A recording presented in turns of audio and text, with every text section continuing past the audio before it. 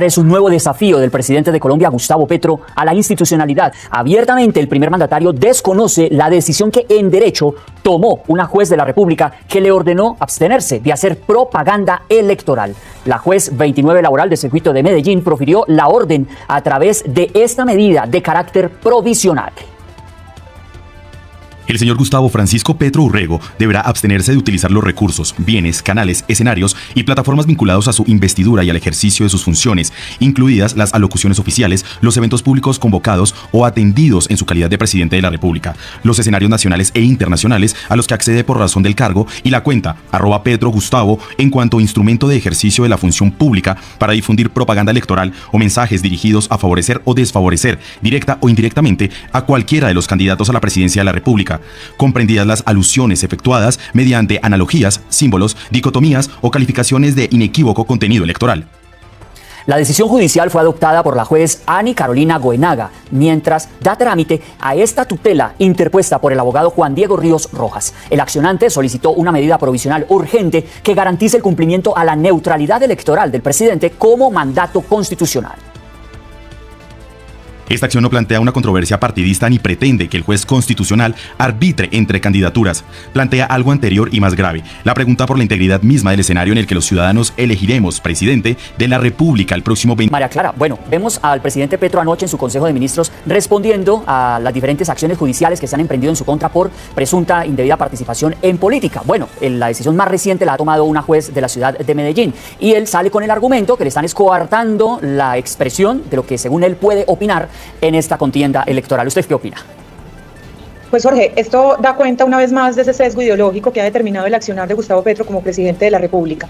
A ver, yo creo que hay algo en la formación de Gustavo Petro, sus lecturas, sus aproximaciones a la filosofía, desde el punto de vista del materialismo histórico, que lo hacen pensar que las instituciones son una estructura para que una clase oprima a la otra, es decir, para que los dueños de los medios de producción opriman al proletariado. Y por eso ha abogado desde el primer día de sus funciones por la desaparición de todo eso. A él le tocó decir que las respetaba para llegar a la presidencia, pero cada oportunidad que ha tenido para hacerlo las ha despreciado. Eso se nota y es fruto, como te digo, Jorge, de una ideología latente en él. Él las irrespeta, insiste en desafiarlas. Su cabeza realmente nunca se desmovilizó. A eso súmele además el hecho, Jorge, de que está con un inmenso temor por la llegada, que yo creo que ya es inminente, aunque uno en política nunca puede ser triunfalista, pero de Abelardo de la Espriella como presidente de los colombianos y la auditoría forense que ha advertido. Entonces, a este punto lo que está pasando es que aparte de despreciar las instituciones, pues está jugándose la Gustavo Petro del todo por el todo para sobrevivir, para preservar su impunidad y para salvar algo de lo que es su nefasto legado. Senadora electa María Clara Posada, ¿realmente este tipo de decisiones judiciales sirven de algo, tomándose pues ya a puertas de ir a las urnas a esta decisión definitiva que tomarán los colombianos el próximo domingo?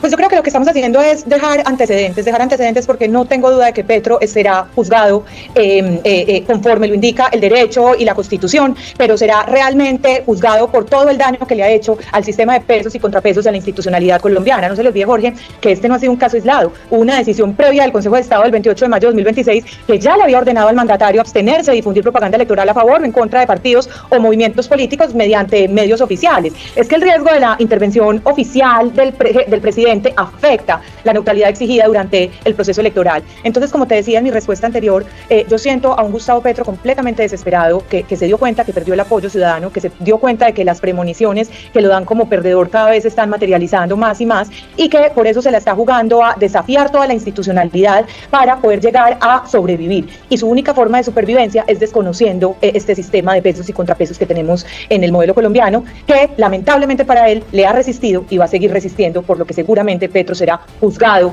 y procesado una vez termine su mandato. María Clara, permítame, voy a integrar al programa La Noche al abogado Juan Diego Ríos Rojas, protagonista de la noticia de hoy. Es el abogado que interpuso la tutela contra el presidente de Colombia, Gustavo Petro, bajo el argumento de indebida participación en política. Gracias, Juan Diego, por estar aquí en La Noche. Un saludo muy especial para ustedes, para María Clara, para toda la gente en Colombia que nos ve, que nos escucha. Y esto es bien importante para nuestro país, una noticia trascendental para la democracia y para el reconocimiento de la institucionalidad, donde un juez de la República, actuando en derecho, concedió y admitió la acción de tutela que interpuse con las medidas provisionales con el ánimo de proteger mis derechos como ciudadano para elegir, y no solamente eso, el derecho del ciudadano que no tiene el micrófono como lo tengo yo en este momento de estas cámaras. Abogado Ríos, ¿cómo recibió usted la reacción del presidente Petro anoche en Consejo de Ministros? Él ya tiene el argumento que le están violando la expresión, la libertad de expresión cuando se refiere, según él, a crímenes o a criminales. Pues a ver, Jorge, la verdad, te soy muy sincero, no me sorprende en lo más mínimo. Si ustedes bien tuvieron la oportunidad de leer la acción de tutela que interpuso en contra del presidente Gustavo Francisco Petro Urrego, en el numeral 4.2, yo ya, digamos, como que anticipaba esta reacción del presidente. Y cité de la siguiente manera, permítame lo leo porque es que la tutela es bien robusta. El accionado seguramente invocará la previsible libertad de expresión. El argumento debe ser tomado en serio para ser refutado con rigor, que fue lo que dice exactamente. Porque su reputación ya está hecha por la jurisprudencia constitucional más consistentemente en las últimas 2 décadas. ¿Y el por qué? Porque la palabra presidencial está sometida a un estatuto constitucional propio, el poder, deber de comunicación y ese deber de diligencia reforzada. El presidente tiene una obligación legal y es de no participar en política. Y esa diligencia reforzada es en garantizarle a los ciudadanos que él no va a participar, ni a interferir, ni a intervenir a través de alocuciones, a través de intervenciones, a través de utilización de medios del estatuto del establecimiento, medios logísticos, propagandistas y sus propias cuentas por las cuales comunica o hace comunicados oficiales, propaganda para, digamos, denigrar o mejorar la imagen de un candidato. Es que esto es ley, nosotros estamos sometidos bajo la ley. Al presidente se le olvidó que en el artículo 188 de la Constitución nosotros lo elegimos cuando se eligió presidente a través del voto popular, ese voto que él hoy desconoce, que dice que es fraudulento para otras campañas, pero para él será válida, desconoció y desconoce que son legítimas. El presidente a través del artículo 188 de la Constitución está llamado a la unificación, a hacer esa figura de unidad nacional, no de discrepancia nacional o digamos de división nacional. Hombre, el presidente yo creo que ya tiene que tomar conciencia, que creo que no lo hace ya faltándole 2 meses para salir, de que lo único que hace con esto es generar incertidumbre entre quienes se les lleva el mensaje, ese mensaje, digamos, bizarro, ese mensaje que no es claro, donde dice que no reconoce una elección o que no reconoce un resultado electoral. Entonces, no tiene pruebas para refutarlo y decir que sí hubo fraude o que no hubo fraude. Y el presidente está obligado, como lo dice en el numeral 4.2 de la tutela que propuse, a que él debe hacer una alocución estrictamente sujetada a parámetros de objetividad y de veracidad. Y aun cuando sienta que son posiciones ideológicas que tiene que manifestar, lo debe manifestar con un mínimo de justificación real y de criterios de razonabilidad. Debe ser muy prudente, porque esto afecta o beneficia a cualquier candidato. Partamos de esto. El presidente desconoce las instituciones y todo lo que yo enumero en la tutela que interpuse, enumerando cada uno de los actuales del presidente durante el recorrido de este año y épocas pasadas. Hombre, presidente Petro, usted que va a ver esto y que seguramente todo Colombia lo está viendo y lo van a ver en el exterior, hay una premisa: los hombres pasan, las instituciones quedan.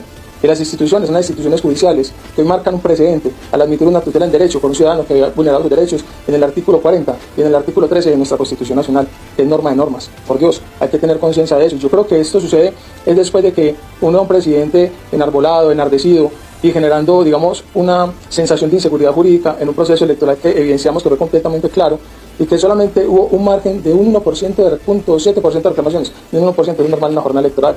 Entonces un presidente que desconoce las instituciones, que desconoce la libre elección, que desconoce el derecho legítimo a votar, a elegir en libre decisión, no coartado, pues hombre, yo creo que pone en un desbalance esta contienda electoral.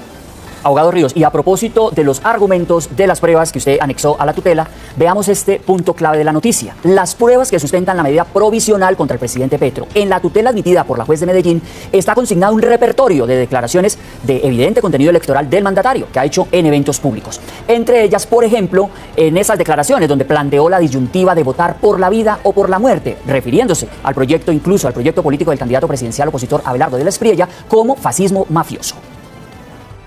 Y ese es un poco el cuidado de las elecciones, pero no voy a hablar de ello. ¿Votamos por la vida o votamos por la muerte? Que no se nos ocurra elegir a alguien con la codicia en el corazón, porque vendrá a matar a nuestros propios hijos como antaño. Si votan por los mismos que ya habían matado antes, tengan ustedes la seguridad que volverán a matar el pueblo. Entre menos gente salga a votar, más decide la oligarquía mafiosa de Colombia. Igualmente, la acción de tutela recalca los mensajes a través de la red social X en los que Petro no solo se ha referido a la campaña presidencial, sino que sugirió que asumiría personalmente la campaña del candidato oficialista Iván Cepeda. Esto entre otros muchos mensajes. Vamos a dar la batalla por la vida y la historia libertaria de Colombia. Aquí no se rinde nadie, aquí vamos a ganar y yo mismo me pondré al frente. Vimos pueblos que se volvían ríos gritando libertad. Hay quienes quieren ser gusanos para ser pisados, pero muchos queremos ser águilas voladoras, decía Emiliano Zapata. En una fábula famosa, los ratones negros querían defenderse del gato y se les ocurrió la idea de elegir a un ratón blanco para defenderse del gato. El gato tigre seguirá cazando ratones. Incluso en defensa y promoción de la continuidad de su modelo de gobierno que representa a Iván Cepeda, el presidente Petro dijo el pasado 5 de junio que él no vino como modelo de pasarela de 4 años, según sus palabras, y advirtió ante una eventual victoria electoral de la oposición que iría a las calles a defender lo que él llama sus conquistas. Pero aquí sabemos la historia y por eso quise venir aquí a mi pueblo, para que hablemos al país, no solamente a Córdoba, de la historia verdadera que está detrás de esta decisión popular que está a punto de tomarse para definir el destino de Colombia. No vine aquí de pasarela ni para hacer una moda de 4 años pasajera, sutil, olvidadiza y olvidada. Si ganan, estaré yo en las calles arriesgándome otra vez con mi pueblo, otra vez a defender la justicia social, la democracia del pueblo, el poder de la población, las conquistas logradas con tanto esfuerzo para que una votación en un solo día las borre de un plumazo. Senadora electa María Clara Posada, bueno, vemos algunas de las declaraciones del presidente Petro durante toda esta campaña electoral de la presidencia de la República. Si esto no es participación en política, entonces, ¿qué es? Porque entonces los defensores de Petro y él mismo podrán decir, nunca he mencionado directamente a Iván Cepeda, pero lo vemos en tarima, aquí como recordamos, con estos discursos no solamente de ataque directo a Abelardo de la Espriella, sino también promoviendo en actos de gobierno oficiales el continuismo de su proyecto político. No, pero es que absolutamente sí, o sea, el único que puede creer, que no se lo cree, que él no está participando en política, sería él en sus discursos, ¿cierto? Yo he sostenido desde hace unos meses que tanto Cepeda como la línea política que ellos representan en cabeza de Petro también, pues son neotrotskianos, ¿cierto? Que son de esa corriente marxista, leninista, trotskista, que entienden que la revolución bien vale las mentiras, entonces que al pueblo hay que mentirle con tal de proteger la revolución, y eso es lo que ellos pues acá están tratando de hacer, pero habiendo dicho eso, Jorge, yo sí creo que ahora nos tenemos que centrar en que el debate no sea en ahondar en esa retórica insulsa y en esas inacabables diatribas muchas veces incomprensibles de quien hoy habita Palacio, sino en resaltar y aprovechar estas oportunidades para recordarle a los colombianos el talante autoritario e insurgente tanto de Petro como de su heredero y el peligro que ellos representan para la democracia. Es que, como le decía yo al principio de la conversación, pues Petro nunca se desmovilizó y nunca se convirtió en un estadista. Él siempre ha sido un insurgente y un agitador. En alguna columna de Alfonso Gómez Buendía en El Tiempo, él decía que Petro nunca gobernó, sino que lo que hizo fue hacerle oposición al establecimiento desde la Casa de Nariño. Y eso que estamos viendo es una prueba más de esa tesis. Petro nunca ha respetado la ley, Petro nunca ha respetado las instituciones. En su tiempo como guerrillero estaba al margen de la ley, luego como alcalde y luego como presidente ha pretendido estar por encima de la ley. Y aquí hay un punto que yo creo que hay que resaltar y con eso termino, no nos equivoquemos, porque su heredero tiene exactamente el mismo talante con una diferencia monumental y es que es disciplinado, juicioso y sin vicios. Su heredero ni siquiera ha intentado ocultar en las últimas semanas de campaña, en este periodo en el que ha intentado posar como de oveja, su ánimo de cercenar las libertades de su competidora Abelardo de la Espriella mediante la judicialización de la política. Entonces yo creo que acá lo que hay que ver es que Petro representa algo que es exactamente lo mismo que representa Iván Cepeda, que son mentiras en pro de una falsa revolución marxista, leninista y trotskiana, y que elegirlo a él o ayudarlo a elegir votando, y esto lo digo con todo el respeto de la democracia, pero ayudarlo a elegir votando en blanco o absteniéndose es tan injusto, tan ingenuo como otra fábula, atendiendo un poco a lo que él planteaba, la fábula esa de Sopo, donde las ovejas firman un tratado de paz con los lobos. Eso es insostenible. Entonces hoy, si usted, señora que me está viendo, si usted, señor que me está viendo, confía en la democracia y quiere sostenerla como el modelo en el que van a vivir usted y sus hijos, pues lo que hay que hacer es votar por el modelo contrario a lo que ellos representan, es decir, por Abelardo de la Espriella. Abogado Juan Diego Ríos, escuchábamos al presidente Petro en sus intervenciones, en estos tarimazos que ha hecho en plena época electoral, bueno, que plantea a los colombianos una disyuntiva radical, votar por la vida o votar por la muerte. Esa declaración, por ejemplo, está incluida en la tutela como uno de los argumentos pues, de las intervenciones de Petro. ¿Usted cómo soportó jurídicamente dentro de este recurso que ha instaurado ante una juez de Medellín que expresiones como estas van más allá de la retórica simple, de la retórica política aceptable, si se quiere, y ya se convierte en una intervención clara, directa y flagrante en la contienda presidencial, en la contienda política? Jorge, es que mira, lo evidente no se explica, y esto es más que evidente, o a alguien le queda duda en lo absoluto de la intervención permanente del presidente de la República y su actuar en política. Lo que estamos pretendiendo, de hecho, el mecanismo que utilicé fue la acción de tutela para evitar ese daño irremediable, porque después de que el presidente utilice esta vitrina, estos micrófonos que llegan a todos los rincones de Colombia, que lleva ese mensaje, digamos, persuasivo respecto del candidato que él prefiere, disuasivo inclusive para con el otro, ese daño irreparable después del 21 ya no va a tener objeto. Por eso hay que meter esa acción de tutela como el único mecanismo ágil versátil y dinámico, que fuera de inmediata solución por parte de un juez de la República, porque nosotros sabemos que en la comisión de acusación tiene más de 10 procesos, ¿sí? La Procuraduría le tiene como 69 procesos, y eso ya no se mueve, primero porque no tienen competencia, y segundo, el segundo órgano que tiene competencia, que es la comisión de acusación, mientras surten todos sus procesos, y que esa comisión es completamente disfuncional, y a media marcha funciona. Es más, vimos el esperpento que salió en estos días de que sí, pero no, lo más seguro es que quién sabe. O sea, yo me autosuspendo para irme a hacer política. Eso fue algo que al país le indignó, eso fue tan evidente que al país le indignó. Yo creo que ese sentir fue lo que me despertó a mí, el invocar esta acción de tutela para proteger mi derecho fundamental, y como el mío, el de muchos colombianos. Jorge, nosotros sabemos que el presidente de la República, lastimosamente, no ha respetado ese escenario y ese poder, esa oportunidad que le dio el pueblo, que lo eligió, para hacer un proceso claro, transparente y sin tantos vicios, porque mire que la gente ya se saturó. Yo sentí a partir de ese momento en el que interpuse la acción que le hice pública, que me la admitieron, un fervor popular y una sensación como de satisfacción, como de hombre, yo hubiera querido hacer lo mismo. Lo que pasa es que a muchos los vence el miedo, el temor de las represalias, el temor del daño que de pronto después puedan percibir. Uno como ciudadano lo único que debe hacer es cumplir con su deber, con su labor, de saber que hizo lo mejor por la patria, por la democracia y que se actuó en derecho. Entonces, respondiendo a tu pregunta, evidentemente, él utiliza analogías como la que en Colombia